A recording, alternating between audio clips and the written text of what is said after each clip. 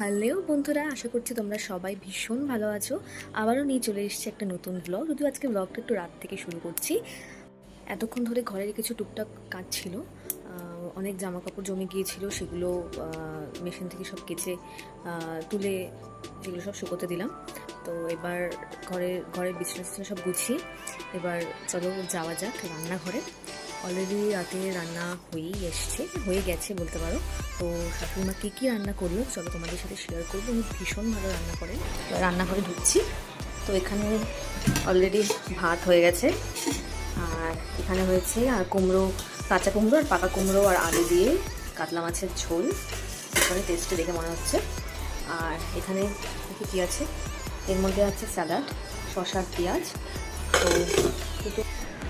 তো মায়ের যেহেতু শরীরটা খুব একটা ভালো নেই, তো সেই জন্য রাতে এরকম হালকা পাতলা রান্নাই হয়েছে। তবে গরমের দিনেই হালকা পাতলা রান্না খেতেই আমার বাড়ির সবাই খুব পছন্দ করে, বিশেষ করে আমার বর তো ভীষণ ভালোবাসে এরকম হালকা মশলায় রান্না।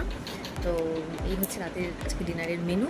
এবার ও এখন কাজ থেকে ফিরেনি, ও বাড়িতে আসলে ডিনার করা হবে ফ্রেশ হয়ে গেলে। তো তোমরা সাথে থাকো, এরপরে তোমাদেরকে দেখাবো একটা জিনিস। আজকে দুটো পার্সেল এসছে, অ্যামাজন থেকে অর্ডার করেছিলাম। প্যান্টি হ্যাঙ্গার, ক্লিপ হ্যাঙ্গার, আর হচ্ছে শুধু ক্লিপস অর্ডার করেছিলাম জামা কাপড় মেলার জন্য।